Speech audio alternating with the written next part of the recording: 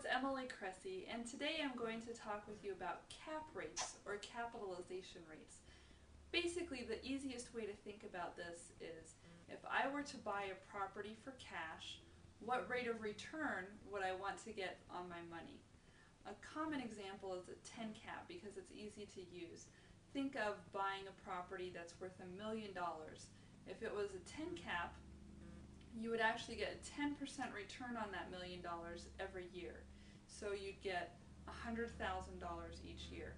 Now the key thing to remember here is that this assumes that you're buying the property all cash. You've got a $1,000,000 in your pocket and you're plunking that down for the purchase of the property. If you're buying it with a mortgage, you can still use the cap rate formula in the same way, but you will not be getting $100,000 cash in your pocket each year. A chunk of that $100,000 that you get off of the property will be used to pay the mortgage, and you'll get whatever is left over. Actually, your rate of return might be even higher if you have a mortgage, depending on the way you've leveraged the property and your interest rates.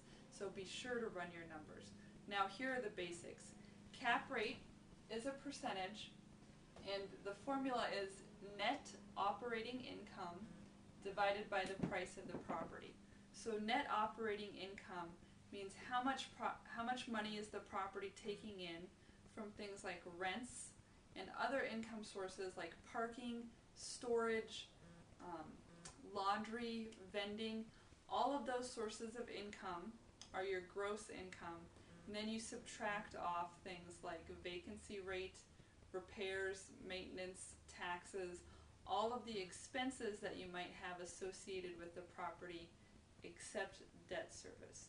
So you take your gross income, you subtract those expenses, and you're left with the net operating income.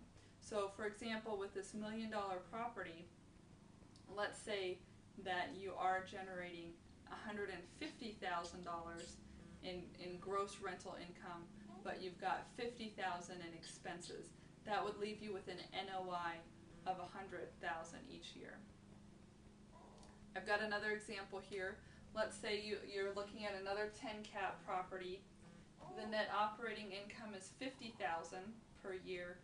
The price that you would want to pay for that property is $500,000. Now, a 10 cap might be somewhat optimistic depending on your marketplace.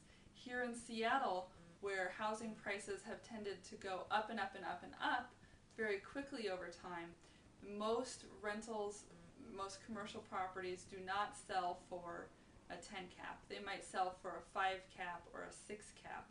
Now what that means in the context of our discussion is that investors only need to get a 5 or 6% rate of return if they bought the property for cash from the cash flow of the property.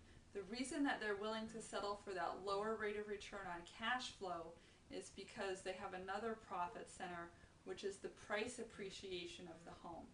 So, or the rental. It could be an apartment building or an office. It's sort of a generic formula.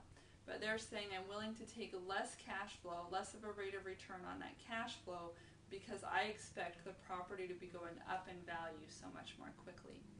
Let's contrast that to a different area, let's say the Midwest, where there hasn't historically been a lot of price appreciation.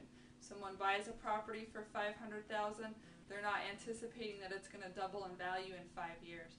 They're thinking it's going to go up very slowly over time. So they're not getting a huge rate of return on that price appreciation. They need to see a better rate of return on their money, and that's going to come through cash flow.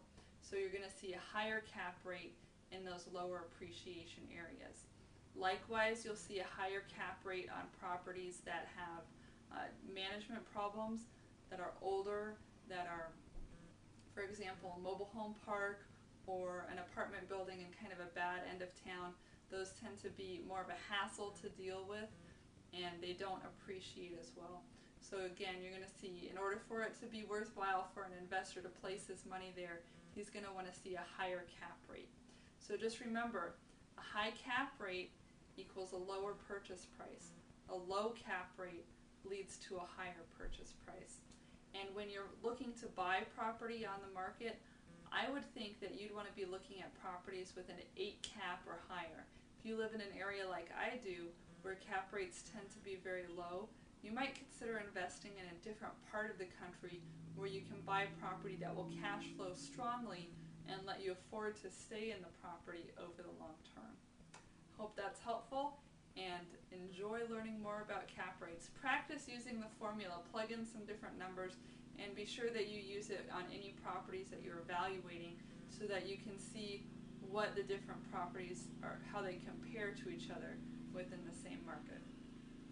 Thanks again for joining me. This is Emily Cressy, and I'll see you on another video lesson soon.